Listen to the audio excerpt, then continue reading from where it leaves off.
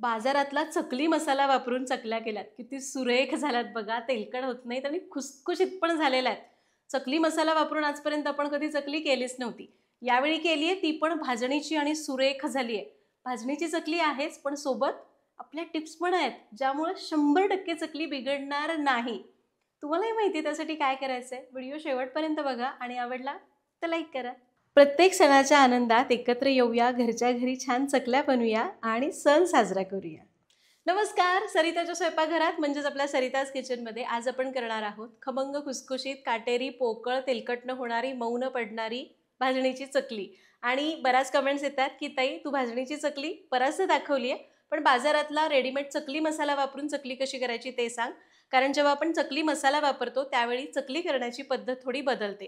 त्यामुळे हा व्हिडिओ शेवटपर्यंत बघा. आणि चकली मसाला वापरताना कुठला वापरायचा? तर सगळ्या महिलांचा खूप जुना, आवडता आणि लाडका रामबंधू चकली मसाला.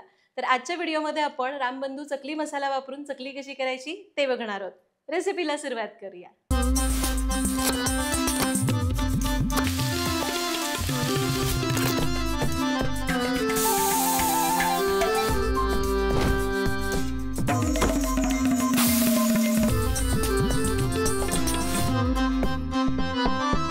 दिवाळीचा फराळ खास करून चकली म्हटलं की साहित्याचं प्रमाण व्यवस्थित पाहिजे. प्रमाण कसं घ्यायचं बघूया. त्यासाठी आपल्याला लागेल 1 किलो चकलीची भाजणी. 1 किलो भाजणीसाठी लागणार आहे 150 ग्रॅम तेल, चवीप्रमाणे मीठ आणि 100 ग्रॅम रामबंधूचा चकली मसाला. तर साहित्य बघितलं. 1 किलो चकली भाजणी, त्यासाठी 150 ग्रॅम तेल आणि 100 ग्रॅम रामबंधूचा चकली मसाला. बस इतकं सोपं आहे आता चकली करायची. पहिली टिप सांगते हा. चकली भाजणी तुम्ही कुठलीही घ्या. जेव्हा तुम्हाला चकली मसाला वापरायचा असतो त्यावेळी भाजणी कशी पाहिजे, ज्यामध्ये तुम्ही कोणताही मसाला वापरला नाही. मग ती तुम्ही घरी केलेली असो, बाहेरून आणलेली असो, कोणतीही असो, तुम्हाला अशी भाजणी हवी की ज्यामध्ये चकली मसाला किंवा कुठल्याही प्रकारची मिरची पावडर, तीळ वगैरे घातलेले नाहीत. 1 किलो चकली भाजणी घेतली. त्यामध्ये घालायचे चवीपुरतं मीठ. साधारण 1.5 चमचा मीठ घातलं. आणि यामध्ये घालूयात रामबंधूंचा चकली मसाला. हा चकली मसाला असेल ना, तुम्हाला बाकी तीळ, मिरची पावडर वगैरे काही घालण्याची गरज नाही. आणि या पॅकेटवर सुद्धा माहिती दिलेली आहे, ती वाचून सुद्धा तुम्ही चकली करू शकता किंवा या व्हिडिओप्रमाणे करा. आता याला चांगलं मिक्स करूया. फक्त लक्षात घ्या, कुठली पण भाजणी वापरा, घरी केलेली, बाजारातली, पण ती ताजी असावी, खूप जुनी भाजणी नको. मीठ आणि मसाला भाजणीमध्ये मिसळलं. आता करूया तेलाचं मोहन. तर कडलं घेतलंय, त्यामध्ये हे सगळं तेल घ्यायचं. तेल चांगलं कडकडीत तापवायचं. लक्षात घ्या, चकलीसाठी गार तेल वापरायचं नाही. तेल चांगलं कडकडीत करून वापरायचं, म्हणजे ती जास्त खुसखुशीत होते. शिवाय प्रमाणापेक्षा जास्त तेलाचं मोहन घालू नका, नाहीतर ती तेलात विरघळेल किंवा खूप तेलकट होईल. तेल चांगलं कडकडीत तापलंय. गॅस बंद करूया आणि हे कडकडीत तेलाचं मोहन भाजणीवर घालू. आहा, ते तेलाचं कडकडीत मोहन त्या भाजणीवर घातलं. खमंग भाजणी आणि मसाल्याचा घमघमाट सुटलाय. आता हे कडकडीत असतानाच या भाजणीमध्ये चमच्याने मिसळून घ्या, हात लावू नका. गरम तेलाचं मोहन घातलं की भाजणी हलकी फुलकी होते आणि चकली खुसखुशीत व्हायला मदत होते. तर तेल चमच्याने 2 मिनिटं मिसळलं. आता ते चांगलं कोमट झालंय, हाताला सोसवेल असं झालं की भाजणीला असं हाताने चांगलं चोळून लावायचं. याने काय होतं, चकली एकसारख्या रंगावर तळली जाते आणि एकसारखे खुसखुशीत होते. बऱ्याचदा चकलीमध्ये असे पॅचेस येतात ना, एकदा रंग एकीकडे लाल होतो, एकीकडे पांढरट, तसं होणार नाही. त्यामुळे ही स्टेप नक्की करायची. तर हे तेलाचं मोहन भाजणीला सगळीकडे छान लावून घेतलं. हे बघा मस्त लागलं गेलंय. आता हे पीठ आपल्याला गार पाण्यामध्ये मळायचं नाही, उकड काढायची नाही. तर इथं मी पाणी कडकडीत तापवून घेतलंय. म्हणजे कसं, उकळी यायला लागली की गॅस बंद करायचा. आता पाणी किती लागेल तुम्हाला मी सांगतेच. तर साधारण तुम्ही 1 किलो भाजणी घेतली ना, किंवा जर 8 वाट्या भाजणी असेल तर त्यासाठी त्याच्या अर्ध्या प्रमाणात पाणी लागतं. 1 कप गरम पाणी घातलं. याला मिक्स करूया. एकदम सगळं पाणी घालू नका, थोडं थोडं पाणी घालायचं, अंदाज घेत घेत वापरायचं. चकलीसाठीचं पीठ खूप घट्ट नको किंवा एकदम सैल पण नको. खूप घट्ट ठेवलं तर चकली पाडताना तुटते किंवा तळताना तुटते, आणि खूप सैल ठेवलं तर चकली मऊ पडते किंवा कडक होऊ शकते. पीठ कसं असावं हे मी सांगणारच आहे. थोडं थोडं गरम पाणी घालत घालत याला घट्ट मळूया. मी शेवटी सांगेन की मला एकूण किती पाणी लागलं. तर हे बघा, आपण याला मळून घेतलंय. इतपत घट्ट ठेवलंय. यापेक्षा घट्ट ठेवू नका, नाहीतर चकली पाडताना तुटेल. आणि यापेक्षा पातळ केलं तर कडक होईल किंवा मऊ पडेल. आणि याचं प्रमाण सांगायचं तर 1 किलो चकली भाजणी या कपने मी मोजली तर 8 कप भरत होती.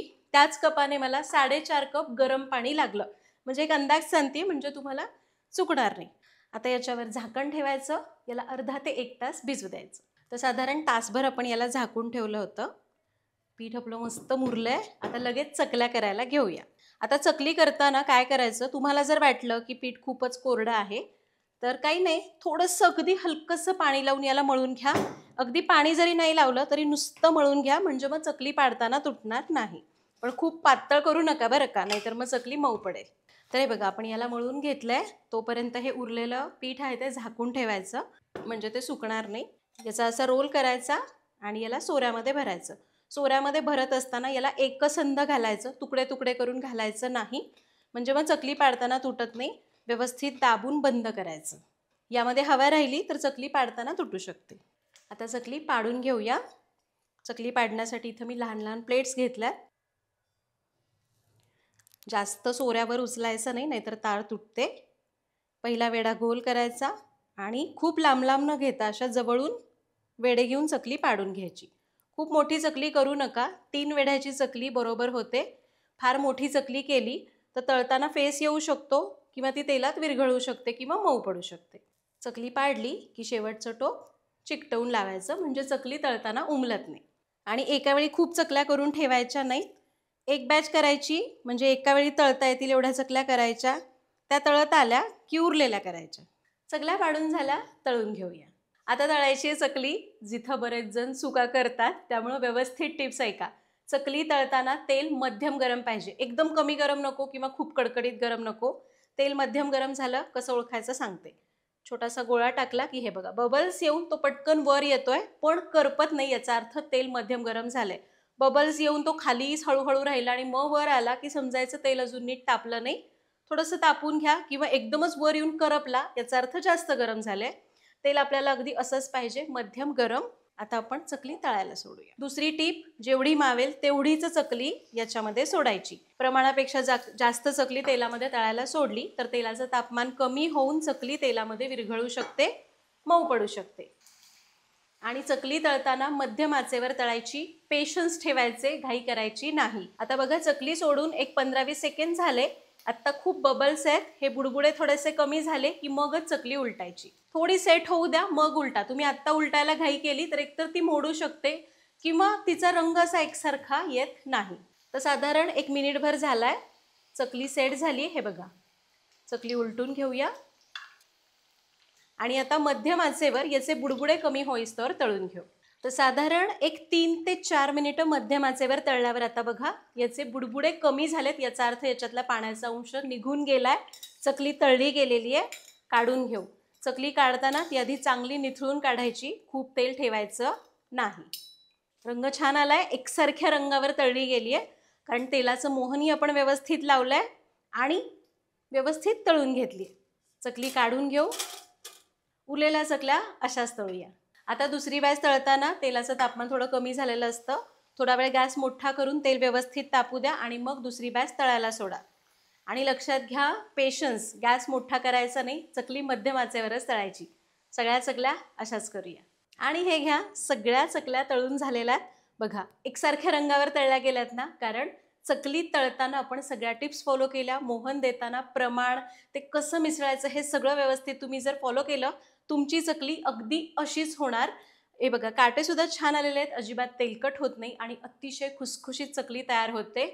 आणि लक्षात घ्या, चकल्या गार झाल्या की मगच डब्यामध्ये भरून ठेवायच्या. आधी जाळीवर वगैरे निथळा, गार करा आणि मगच डब्यामध्ये भरून ठेवा, म्हणजे त्या महिनाभर तशाच छान खुसखुशीत राहतात. दुसरी गोष्ट म्हणजे, जेव्हा जेव्हा तुम्हाला चकलीचा डबा उघडायचा आहे, एकतर तो हवाबंद असावा. जेव्हा जेव्हा चकली घेताय, चकली घ्या आणि लगेच डबा बंद करा, म्हणजे चकली लवकर मऊ पडणार नाही. त्याचबरोबर एखादा चकलीचा घाणा तुमचा समजा असा मऊ निघाला, खूप जास्त तेल पिलेला निघाला, शेवटी होतं असं, तर ती चकली डब्यामध्ये मिसळू नका, ती वेगळी ठेवा, म्हणजे त्यामुळे इतर चकली मऊ पडणार नाही. तर अशा प्रकारे आज आपण बाजारामधला रेडीमेड चकली मसाला, रामबंधू चकली मसाला वापरून चकली कशी करायची ते बघितलं. इथं मी भाजणीसाठी ही चकली वापरली आहे. तुम्हाला जर गव्हाच्या पिठाची चकली करायची आहे, मैद्याची, तांदळाच्या पिठाची चकली करायची आहे, तरीसुद्धा तुम्ही हा मसाला वापरू शकता. फक्त त्याच्यामध्ये जे काही मीठ वगैरे घालायचं ते तुम्हाला घालावं लागणार आहे. तर तुम्ही सुद्धा ही रेसिपी नक्की करून बघा. आणि हो, रामबंधूंचे अजून बरेच प्रोडक्ट्स आहेत बरं का, जसं की चकली मसाला, चिवडा मसाला, शेव मसाला, पातळ पोहे मसाला, केशर मिल्क मसाला, चकली भाजणी, अजून बरेच प्रोडक्ट्स आहेत. त्याचबरोबर लोणच्याचा मसाला, लोणची आहेत, पापड आहेत, पापडाचा मसाला आहे, बरेच प्रोडक्ट्स आहेत. हे तुम्ही ऑर्डर करू शकता. सध्या 5% डिस्काउंट आहे. पण खाली दिलेला सरिताज किचन ऑफर हा कोड तुम्ही वापरून हे ऑर्डर केलं तर अजून 10%, म्हणजे एकूण 15% डिस्काउंट मिळणार आहे. त्यामुळे आजच www.rambandhu.com ही वेबसाईट व्हिजिट करा आणि प्रोडक्ट्स ऑर्डर करा. तर तुम्ही सुद्धा ही रेसिपी करून बघा. काही डाऊट्स असतील तर कमेंट्समध्ये विचारा. भेटूया पुढच्या भागात. तोपर्यंत सर्वांना दिवाळीच्या खूप मनापासून शुभेच्छा.